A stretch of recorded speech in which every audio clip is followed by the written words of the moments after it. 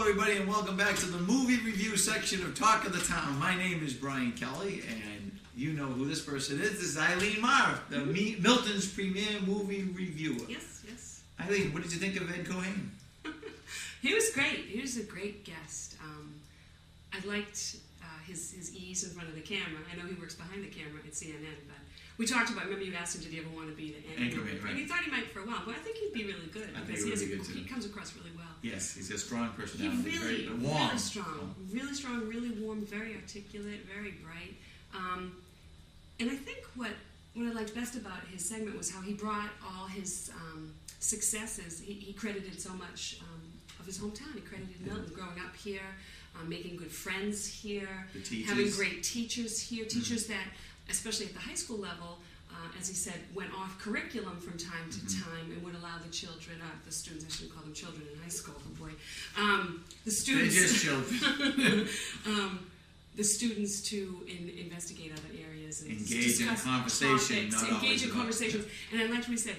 He learned how to think better at Milton, and the way he credited his English teacher with, you know, you better be accurate with what you write with your name on it. You better be accurate, and I love it. And now what he writes goes out to the world. Right. So. Like you said, he wrote that paper for his English teacher. The English teacher said, "Hey, what does this word mean? What does this word mean?" Now he's writing for millions, literally millions of people watch CNN all around the world. I mean, that's an incredibly impressive feat. And his friend Wayne can watch it from Islamabad. That's right. Wayne can watch.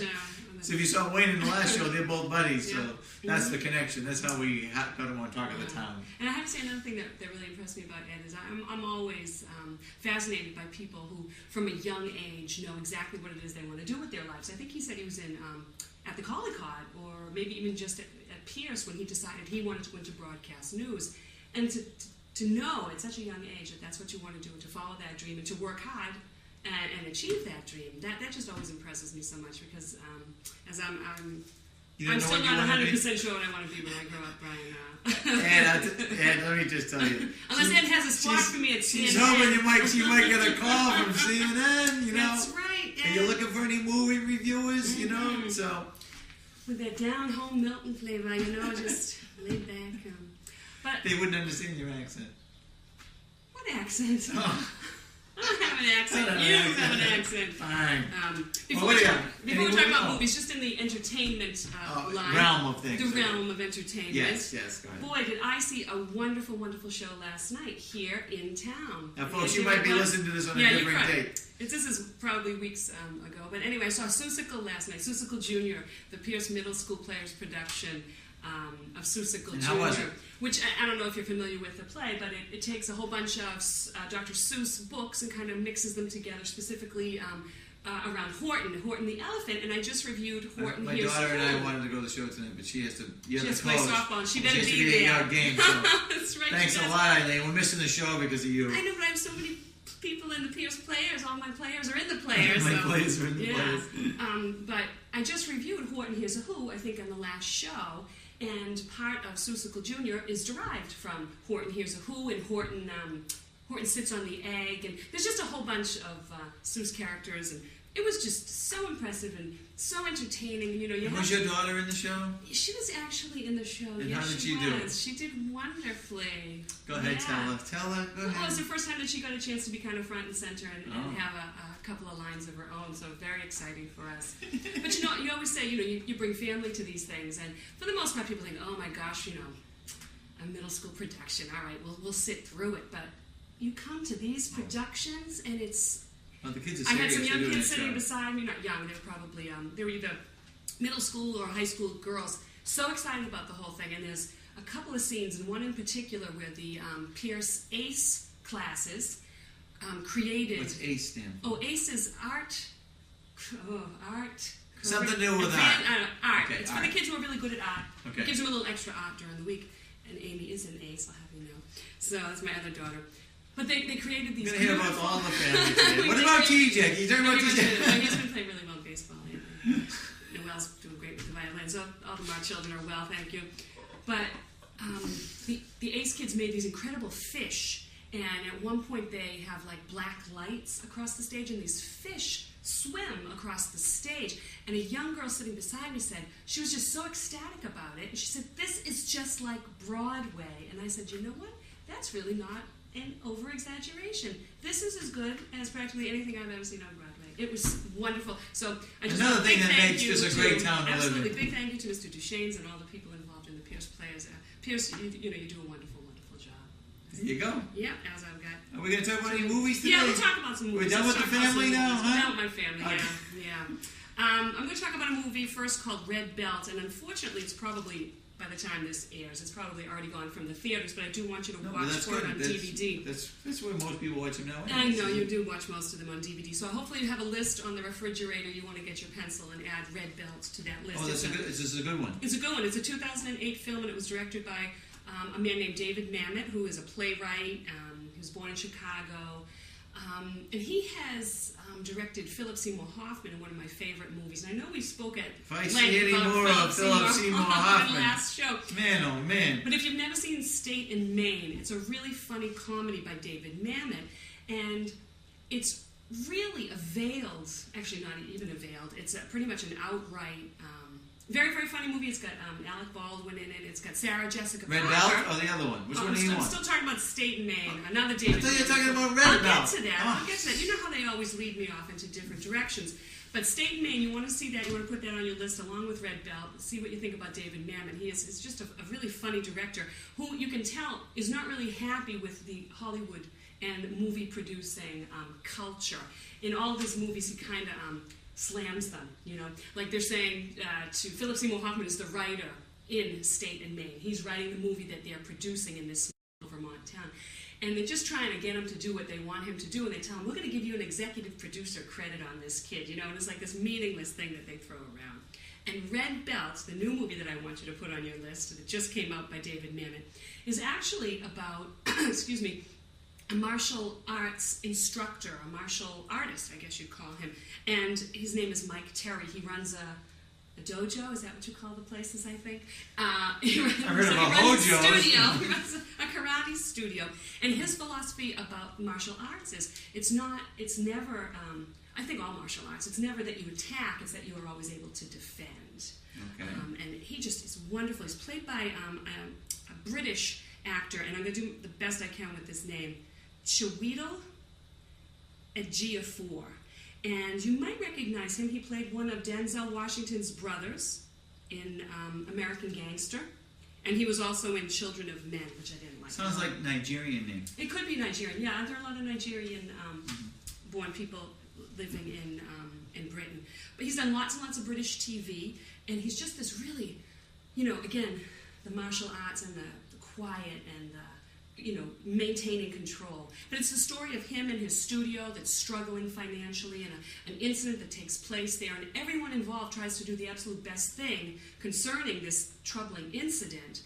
And somehow Hollywood finds out, they're doing a movie in town, and they find out about Mike Terry's studio, and they get in there, and they need an angle, and he provides them with this angle, and they say, we're going to give you an executive producer credit, come on and help us. And they actually wind up stealing some ideas from him and never giving him any credit. So it's about martial arts. You'll see a lot of great... Is a Red Belt? Where does that on the it's scale very, of very, belt? I guess it's like there's only one, and the Only big... one what? Only one, like In the world? Supposedly, there's like one Red Belt. But if you send in your money, you might be able to get one online. But it was just a really nice film about dignity and grace and I think calmness when chaos is surrounding you. All to do with martial arts. Kind of like I am, surrounded by you. Yes, and I read a couple of reviews about it, and some reviewers called it